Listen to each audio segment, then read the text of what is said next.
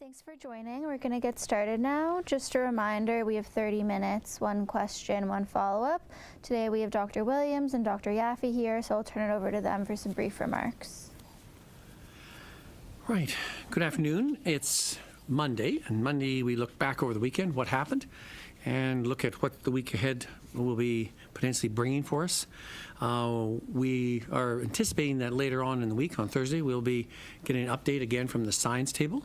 So we're looking forward to that as well, to see how well are we doing with our maintaining distancing and stay at home whenever essential. And I'll comment about that more in a moment. But first, I'm going to hand things over to Dr. Yaffe, who's going to give us an update on the data and different numbers for today and over the weekend. So over to you, Dr. Yaffe.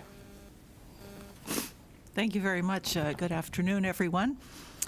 Since our last update on Thursday, Ontario is reporting an additional 4,523 cases of COVID-19. That's 1,150 on Friday, 1,228 on Saturday, 1,087 on Sunday, and 1,058 cases today.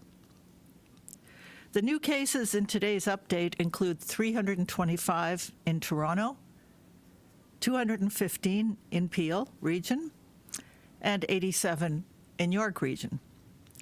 Our 7-day average for daily cases is currently 1,045, which is slightly lower than the same period last week when the average was 1,051 cases.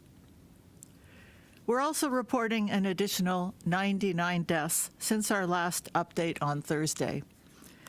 Our 7-day average is 24 deaths per day, which is the same as it was basically last week in the same period. Currently, we have 646 people with COVID-19 in hospital and 280 in the ICU. At this point last week, there were 739 COVID-19 and 293 were in the ICU. We offer our condolences to the friends and family of those who have lost loved ones, and we offer our thoughts to those who are in hospital and recovering from this disease. With respect to testing, today we're reporting 31,163 tests completed with a 3.3% positivity rate. These low volumes of testing are often observed following a weekend. The average percent positivity over the last 7 days is 2.7%, which is slightly higher than the 2.6% for the same time period last week. Today, we're reporting a total of 400 confirmed variants of concern in Ontario. 390 are the B117 variant, which was first identified in the UK. 9 are the B1351 variant, first identified in South Africa, and 1 of the P1 variant, first identified in Brazil. Based on this analysis, 80% of our variants of concern are either outbreak associated or close contacts of a confirmed case. Just over 12% have no known epidemiological link, and 7% are travel related. These statistics have remained relatively unchanged since we began reporting on variants. In addition to officially confirmed cases, we are now also publicly reporting on those COVID-19 samples that screen positive for the N501Y mutation, and that is the first step in a 2-step confirmation process. Eligible COVID-19 positive samples are screened for the N501Y mutation, and if positive for that mutation, then undergo whole genome sequencing to confirm the presence of a designated variant of concern. To date, 16,495 samples have been screened for the 501 mutation, with a 7-day average positivity rate of 10%. When we look at the most recent weekly data from February 15th to the 21st, 5,370 samples were screened for the mutation with a 14.3% positivity rate. I'll turn it over now to Dr. Williams. So thank you, Dr. Yaffe. So we see our data. We've been hovering around about 1,000 cases a day, new ones reported. While that is, we'd like to see it going down. At the same time, as we were aware from our modeling from not last week, the week before, we were concerned about this transition period here at the end of February, going to early March, and where we see more and more variants being identified, as Dr. Yaffe alluded to. Those numbers at the moment are still staying in the lower end, but we have to be very cautious, and we're being very concerned about where that might go. So this is this precarious time that Dr. Brown alluded to, and we hope to get an update from him this Thursday. As you're aware that as of midnight last night, all but 3 of our public health units have returned into the so-called colored framework that was put in the fall for a graduated closing down around the province with the different color codes closing different things at different levels. To be clear, that's not an opening up. It is a graduated relaxing of some of those lockdown or closure measures in each level. At the same time, it doesn't mean that one can neglect the personal issues and responsibilities at this time. In fact, there's more need for it than ever. So, for example, York Region had re-entered the framework in the red zone, while some of the others, such as Peel, Toronto, North Bay, and had remained in the so-called stay-at-home order, and Niagara in the gray zone as well. So, we had looked at this and the general numbers, and Dr. Kurji was consulted and felt confident that they could deal with those some increased services that are available to the residents of his area, York Region, while a lot of others still remain under constraint in that. So we have those things in place. We'll be reviewing the data and then taking recommendations again to the minister in the next day or so, and to see if there's any changes in the framework. But what we've intended to do is to say we will be fairly quick at moving things up if things start to happen the wrong direction.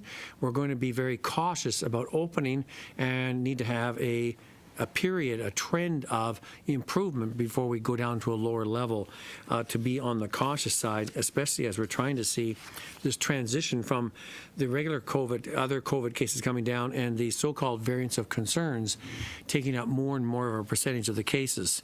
As the modelers have put forward, and Dr. Brown, it's the time we have to really observe and really watch for. That brings me back to the point that while you may be in different levels of the framework, and there may be some services available now, it doesn't mean that means your personal vigilance is relaxed. It is not. And you need to keep doing those on a very regular basis. The masking, the distancing, staying at home unless you really need to go out. Access the services when you really need to, not just on a casual basis. Maintain your distancing when you do use those. Maintain your masking, because the better you do that in your local areas and you stay local, if I may use that term, the more longer and maybe perhaps in the future more opening there will be if you maintain those steps there. On your personal level, it is person-to-person spread that's the issue. And I know that you have been asking for those things. We're aware of that and trying to do that. The concern is that by opening this up, will people say, then we can be casual in our personal protection? Nothing could be further from the truth. And with our variants of concern, their ease of transmittability between person to person, you're going to have to be more vigilant personally than maybe you have been up to now. But I think a lot of people have been pretty careful overall. And I think we're hoping to hear some evidence from Dr. Brown how well we are doing on that. And as Ontarians, we have done that before. I think we can do it again and keep pushing forward on that.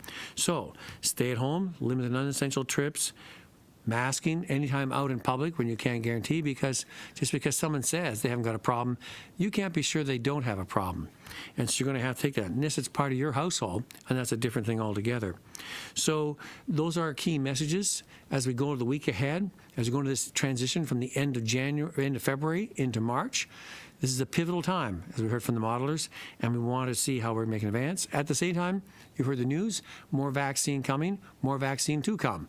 And so that, under General Hillier and the task force, is making strides and progress to complete the phase 1 and move with other areas than that. And so we're glad that delay's over and that pause, and we want to pick up pace on that and pick up on that with well over 500,000 being done so far. I'm looking forward when we'll have that 1 million number, and I'm sure the General is looking for that as well. So with that, we'll open up to questions from the media. Thank you. We'll go to the phone lines. Just a reminder, 1 question, 1 follow-up. Over to the first question, please. Hi. As a reminder, should you'd like to ask a question, please press star followed by 1. Your first question comes from John McGrath from TVO. John, please go ahead. You mentioned the vaccines, Dr. Williams, and there's been a lot of news out lately of increasingly strong science showing the very strong effects of even just getting the first of the Pfizer or Moderna shots, and even in cases where the second shot was very, very delayed, like substantially beyond the time frames we're talking about right now. And I'm just wondering, there are certainly voices who are calling for a policy of, get everybody their first shot before we go back and do second shots because this data looks so promising. Is that something that you are advocating with either your provincial or federal counterparts, or is that the kind of thing that Ontario might do even without clear Health Canada guidance? So I'll be handing this over to Dr. Yaffe to answer on some of the updates that have been attending our federal meetings, discussing that with our counterparts across, knowing there's different provinces that have different strategies they try to approach the issue with. We're waiting for our scientific advisory group, NACI, and perhaps Dr. Yaffe will have some more comments to make on that. So there is a lot of evidence and issues moving along at this time, and we're trying to be moving and doing it with the best advice to give the best protection to each vulnerable group in its own way. So, but before I do that, I'm going to hand things over to Dr. Yaffe and give you an update on what some of the discussions have been in regard to the question you've asked. Thanks very much. This is very much an item of discussion at the federal, provincial, territorial table of chief medical officers.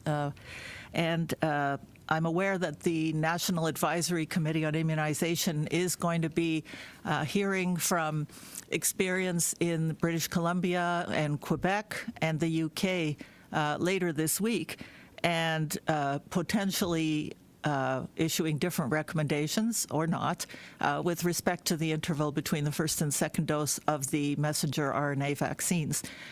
Currently, originally they went with the product monograph, which was 21 to 27 days. They modified it to up to 42 days. We do know that Quebec uses a longer period, and currently we are going with 35 up to 42 max. But we're very much open to seeing what the evidence is from other jurisdictions, and looking forward to hearing what the National Advisory Committee on Immunization recommends. Follow-up? Just back to the regional framework, we do seem to have leveled out at about 1,000 cases a day for the last few days. Is it safe to say that if we stay at this level for a while, there won't be any major movements in the regional framework, that places that are in gray are going to stay gray, places that are red are going to stay red, just to try and, I guess, keep a lid on the strains on the hospital capacity? So it's a very good question, because when we're looking at the data points, and one of the things we've done from the beginning when we did the reintroduction or the introduction of the framework in the fall is that we're aware that various parts of the provinces have different levels of incidence, and some who haven't had any cases for weeks would wonder why they'd be under the same constraint as others. And yet we're aware that some of the smaller areas could have an outbreak, and that could push their numbers up high, and they need to come down again in a very a consistent manner. So we will continue to address it. As I said, our motive is that if we have concerns that there's something nudging up in areas, even if the overall average is 1,000, if a health unit has a sudden increase in number of cases or an increase in cases, we will not be against moving them up into a higher level. If they have a sudden surge, and there's different things we do with consultation, we always have the emergency brake type situation, especially when we're dealing with the growing issue around variants of concern. And so we'll monitor that. So it won't be stagnant. I would say it'll be fairly stabilized at this moment. We would still like to see those numbers to keep coming down. We still want to see our hospitalization numbers come down. We want our ICU numbers well below 300. We'd like to get below 200 ideally. So as I said way back, while we get down to this 1,000 and under 1,000 at various days, we need to be there for a while to allow those hospital numbers to ease off. But I've heard some reassuring comments from some hospital sectors that they're introducing more booked and elective surgery in areas of urgent basis. So that's encouraging that they feel they have that capacity. But there are some that are still quite pressured and put on the issue. So we're in a tenuous time of watching this and observing it, and so we'll continue to be looking at the data every week and updating our minister accordingly with recommendations. Next question. Your next question comes from Sabrina Jones from CBC Toronto. Sabrina, please go ahead. Thanks. Good afternoon, everyone. My question is for Dr. Williams today. It's regarding a letter from the association representing local medical officers of health that says the reopening underestimates the variants and that enacting the emergency brake would be too late to have any meaningful effect. When we asked Premier Ford about this, he said this is up to you, doctor. So why is it that all these medical officers of health disagree with your advice, and what's your reaction to it? Having many conversations with the chair of the Council of Medical Officers of Health, he knows that there is there's different opinions by some of our medical officers of health. Some feel strongly in some direction. I have some insisting that they would like to open up even faster, and they're upset that they're being held back. So, but overall, I take their word of caution, and we're taking that seriously. And I've reassured the chair that we will be, as I said at the outset, quickly closing down more if we need to, if that's necessary. It will apply the emergency brake as necessary. I think their concerns were voiced by and backed up with Dr. Brown and said, well, if you do it, you have to do it cautiously. You have to be looking at the data very carefully and being able and willing to move back into certain levels of limitation as soon as you can if you're seeing that. So I still think it's early. We want to see how we're doing with our variants of concern. We see some edging up of percent positivity, so that our tests are more and more of the ones with variants, but the others are going down.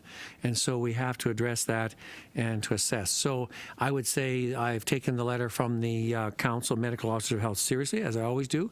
I consult with each one of them in their respective jurisdictions and take their comments and recommendations with those concerns in mind, and we'll deal with that. So again, I don't have issues with them raising the matter on a cautionary basis, but I have said there's others who are still concerned. And I must say, then the council, too, didn't say, well, close the schools back down again.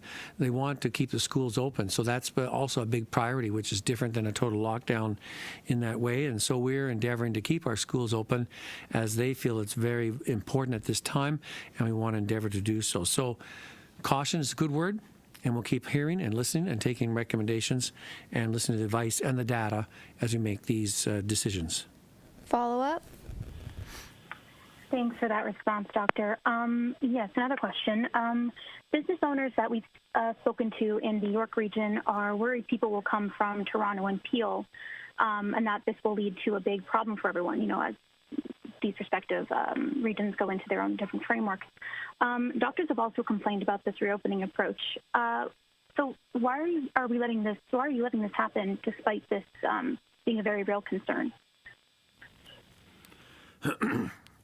So in the issue of health units who bound or border on each other, and some slight differences in the framework, what services are available and not available. This is an issue we've had to deal with before as we're doing the so-called ramping up the framework in the fall.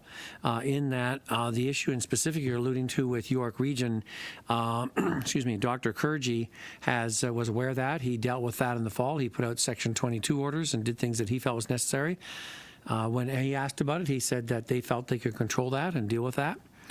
I think one of the aspects we're always aware of is this balance between keeping down morbidity and mortality. So we want our hospitalizations down. We want our outbreaks down. We want our deaths down. At the same time, we want to try and minimize social disruption, because the more we do some of those things, there are consequences that we have to deal with as well. And we're being made aware of that by various groups who have been sending notes and letters and materials making us aware of those responsibilities and issues. And some of our medical officers health, like Dr. Kurji, are aware and concerned about that as well. And so the dynamics of being next to each other in health units we deal with all the time, that we may not do things identical with each other, but we can take steps to mitigate any things that may be of issues and concerns, and that certainly is under the authority and power of a local medical officer of health, that they could take steps if there was a concern. And I'm sure that Dr. Kurji would do so if he felt there was an issue that he wanted to deal with. Next question, and this will be the last question unless someone else joins the queue. All right, next question comes from Brian Lilly from the Toronto Sun. Brian, please go ahead. Good afternoon, doctors. I'm wondering if one of you could talk to me about the importance of contact tracing. The City of Toronto and Toronto Public Health effectively suspended contact tracing back in October, only focusing on long-term care settings and such. I was asking Dr. DeVille about it earlier, and she confirmed that they're still not doing widespread contact tracing, that they are being very focused. How important is contact tracing to helping to get a hold of the virus outbreaks? Yaffe? Yeah. Thanks. It is one of the important things that we need done in an outbreak. In terms of, obviously, there's testing, tracing, and isolation. We are aware that certainly Toronto has so many cases that they don't have the ability to follow up every contact. But there are other measures. I know that they are informing people to tell their household contacts, their close contacts, and to stay home. They have information on their website, and they also identify people in congregate settings, which are higher risk, or schools. We also supply them with help from the province. We have a cadre of several hundred, I believe it's actually over 1,000 people who have been trained to do contact follow-up that help the health units do that.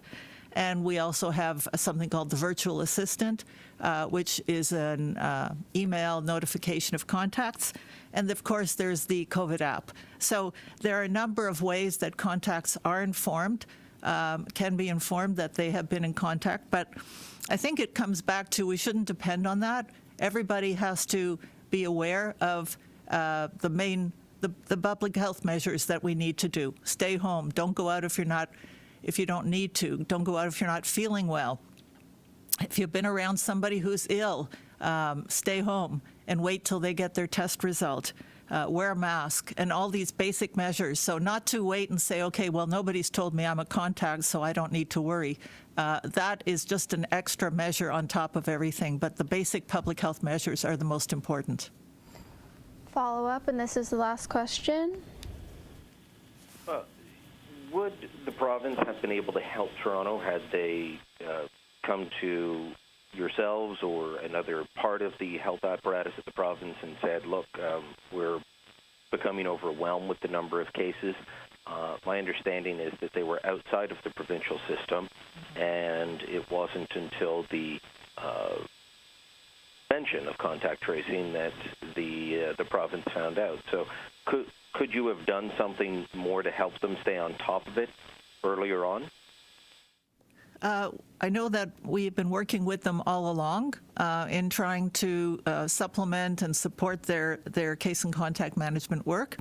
They have recently transferred over to the Provincial Case and Contact Management Information System, which is very helpful in many ways, but is only part of it, and we are providing staff support to them, and of course are open to further conversations with them if they wish.